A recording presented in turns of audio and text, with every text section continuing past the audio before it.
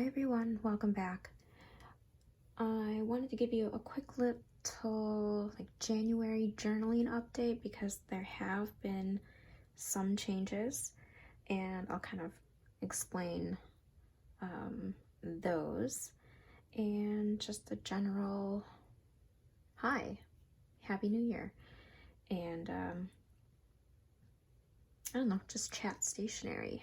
I like these little journal chit-chats. I'm in my Camel Traveler's Notebook. That's what I'm currently journaling in, and it's aged wonderfully, really thick. I did change the charm on this. I changed it to the, oh no, it's cracking. It's cracking. I just noticed that. Oh my god, I need to be a bit more careful with this. Oh no. Do you see that? It's like cracking.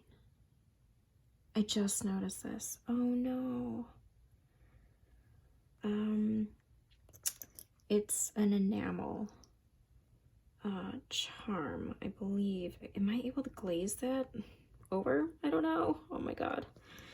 I got this in Washington, and then it's got like a metal backing on it. Oh, what a bummer.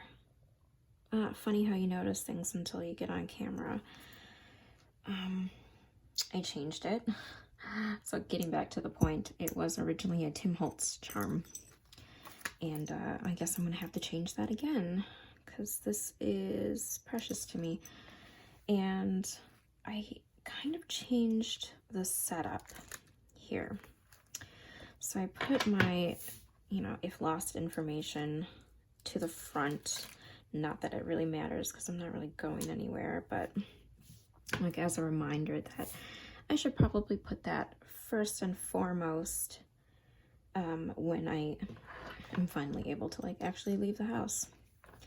I still have my business card holder in my zip pocket insert, but I added this insert that I got on Amazon. It was super affordable, under $10. It's kind of like this plasticky fabric material, so very durable. And I moved my scissors to this pocket here.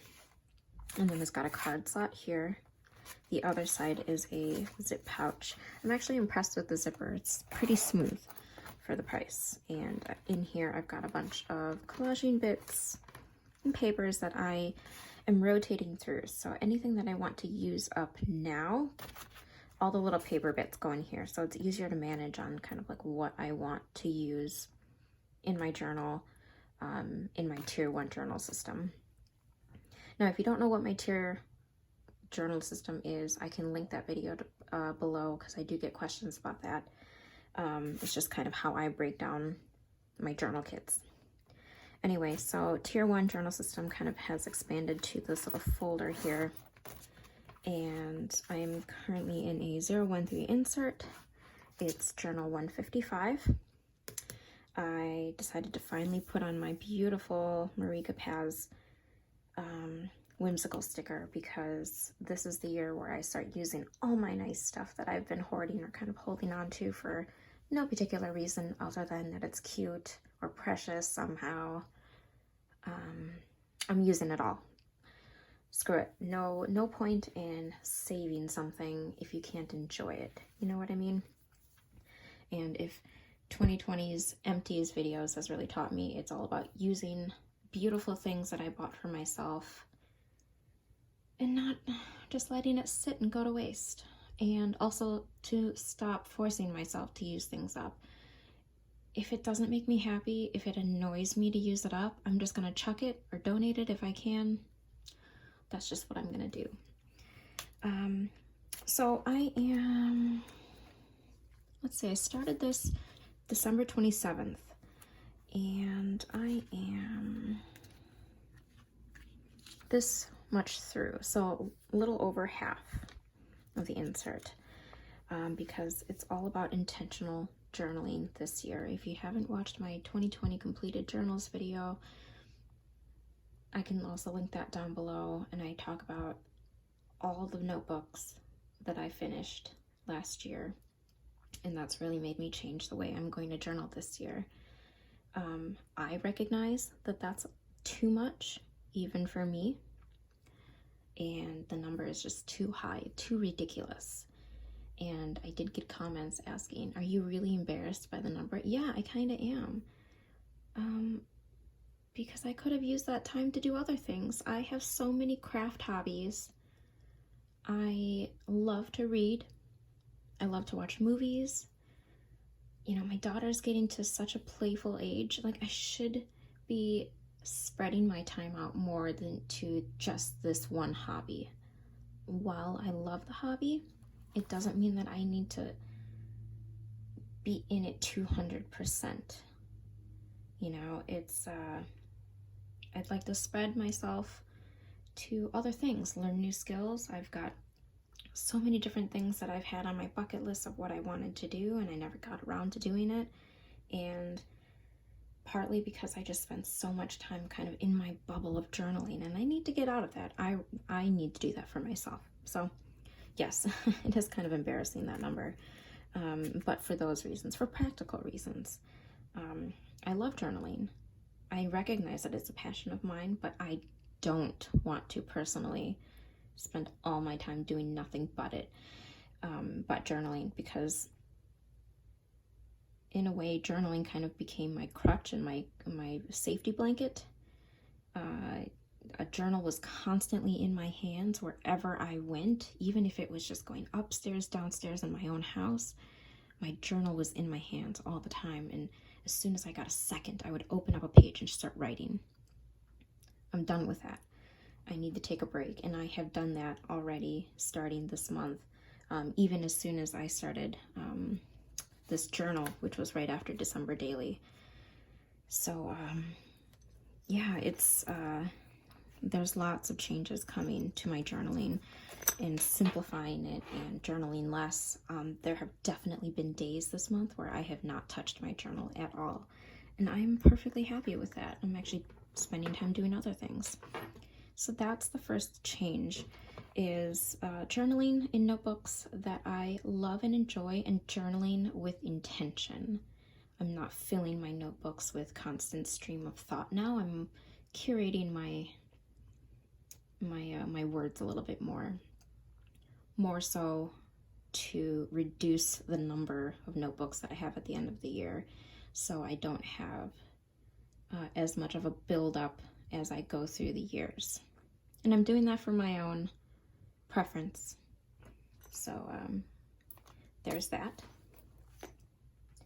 And then I decided to break out my Hobonichi cover because I had mentioned in my, I think my last Chit-chat video, I still had some notebooks left to use up. And I happen to have this A6 size Hobonichi. It's an old calendar from 2020 that I got for super cheap at the end of last year. I think I got it in the fall. And I originally had purchased this notebook to archive all of my fountain pen inks. I started doing the fountain pen colors. I don't know if I have an example, but you can kind of see the shadowing of kind of what I did. And I realized that I wasn't a person who needed to elaborately archive what my inks look like. I don't do experiments with the ink. I don't do drops and water tests and things like that. Not me. I decided that wasn't me. I just needed a simplified what the ink looks like on paper. And that's it. So this kind of sat on my shelf for the longest time until now, where I decided to turn it into a scribble journal. I also have a video on what my scribble journals are. It's more of a compartmentalized journaling separate from my personal journaling. And scribble journals in the end are just going to be something that I can chuck into the trash in the future. These are not permanent journals that I will keep for the rest of my lifetime. I don't know if I've mentioned that in my first Scribble Notebooks video. These are completely disposable. It's more or less just me needing to vent, use up stickers. I watercolored on them. I'm doing some collaging, playing with stickers, and art journaling.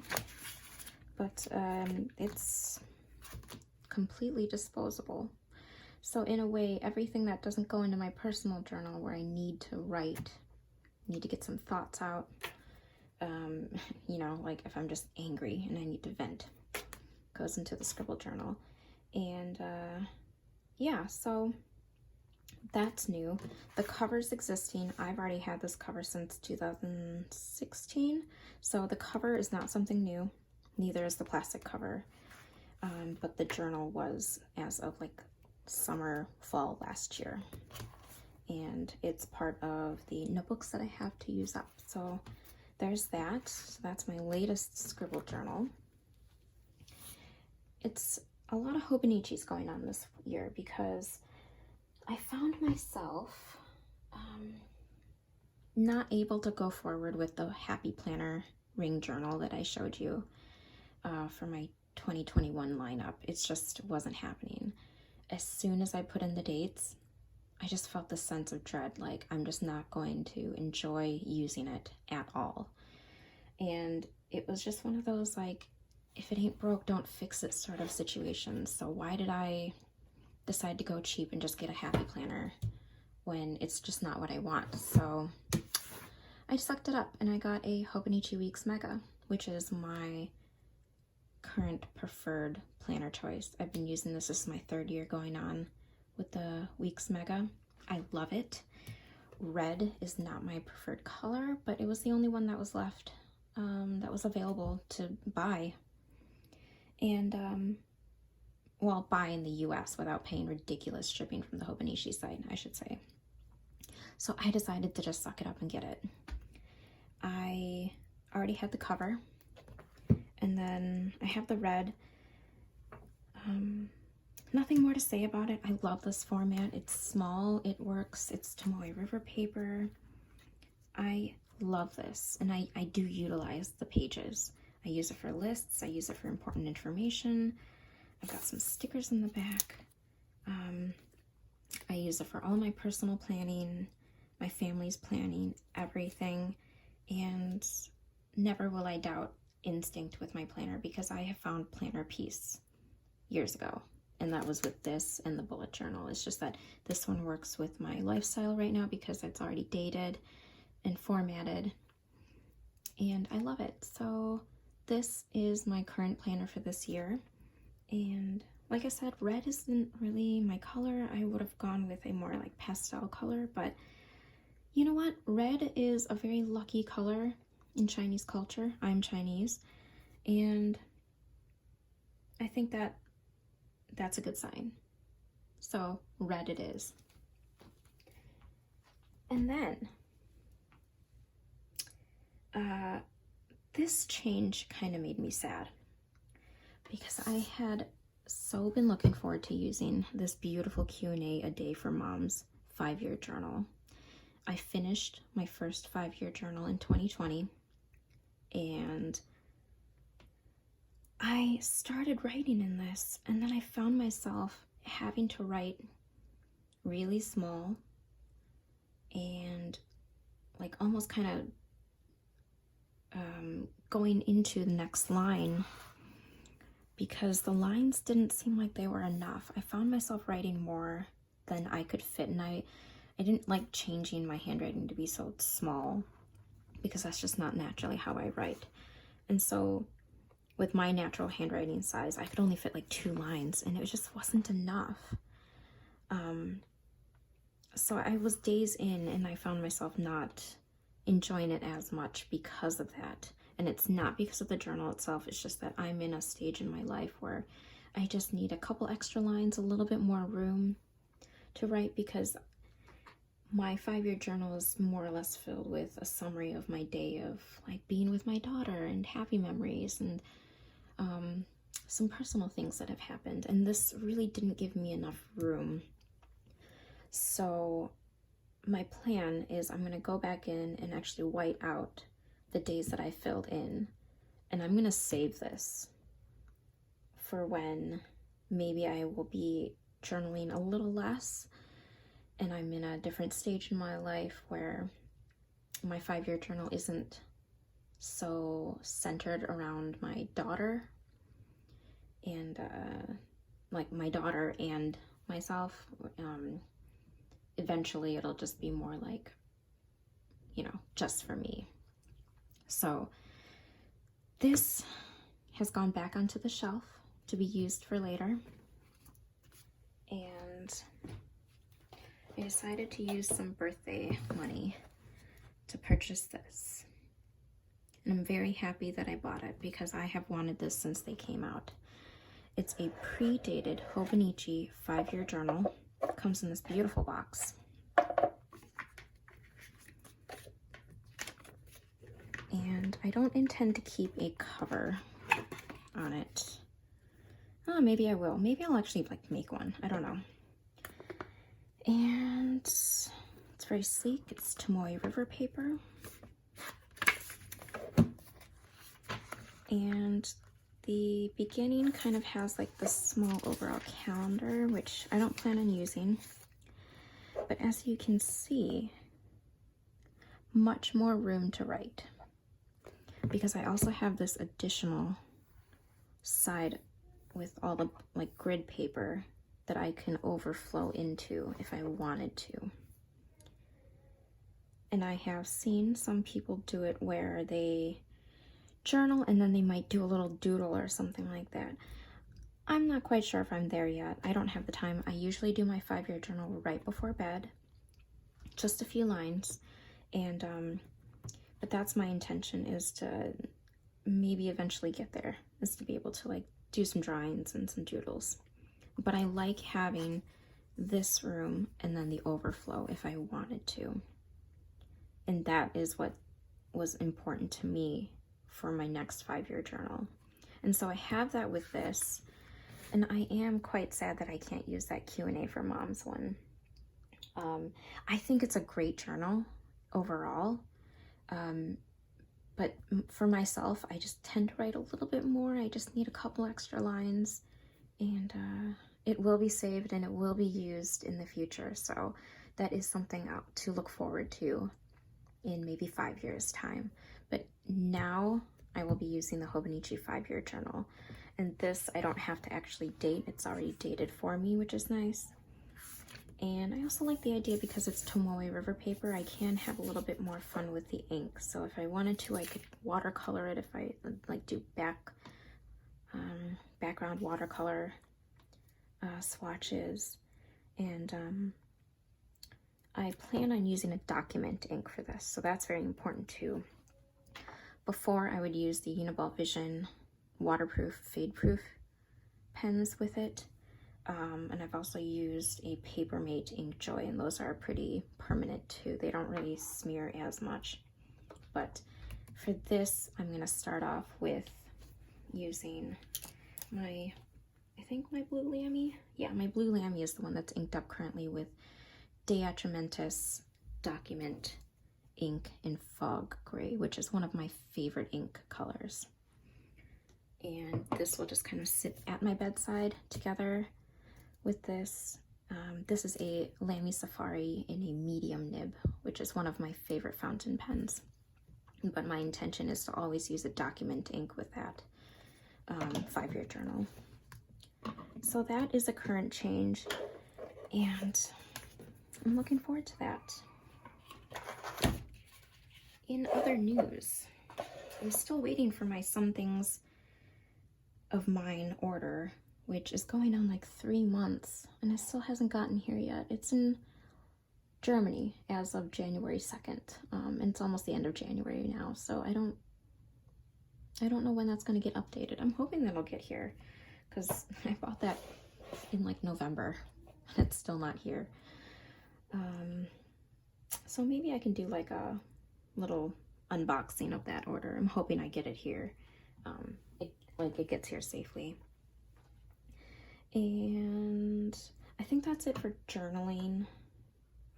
I wanted to show you like my recent Stationery Empties storage. I'm still using this like pouch that I had lying around that held all my empties, and it's already got sheets of stickers, and then this little plastic baggie full of like little sticker vacuums of smaller pieces and a couple glue sticks.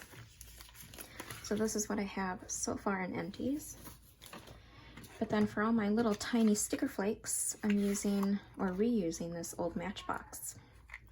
So I'm pretty excited to have repurposed that because it's stationery themed and I kind of wanted to save it for something. So that is my update on Stationery Empties. And current fountain pens, you might have seen me post about it. 2 Lamy Safaris in medium nib. I have my Jinhao X750 in ivory. This is a medium nib, and this is inked up with Sailor Manyo Haha ink, which is like this really cool, I'm gonna say holographic, but it's like dual colored blue, light blue ink. And then I've got my Kaveku Sport, my beautiful Kaveku Sport in Jane Austen by Dea Trementis. And then a Blackwing Palomino 602, which I'm using up because it's kind of getting down to it, in a pouch, leather pouch that I made myself. So it's kind of fun to just use things that I made myself by hand. So those are my fountain pens. This one's got the Fog Gray ink, the document ink by Dea Trementis. And then this one has, what does this have? This has Dea Trementis Lavender ink, which is scented. It's a beautiful kind of like violet blue color. I love this color. Very cool. It's like not quite purple, not quite blue. And I'm currently reading this. Well, I'm about to start it. I just got the book and I'm really excited. It says How to Break Up with Your Phone by Catherine Price. And I hopefully can kind of get back to you about my feedback on it. Just talking about social media, and it's not you, it's your phone. Just kind of talks about like anxiety, our relationship with our smartphones, and I'm really interested to see what this has to say. So that is one of my current reads, but I'm also reading on the side a classic, The House of Mirth by Edith Warden. I'm just a few pages in, but I'm slowly getting through that one. And that's it. That's those are my updates for journaling, pens, current reads, and I hope you are all doing well. Happy journaling.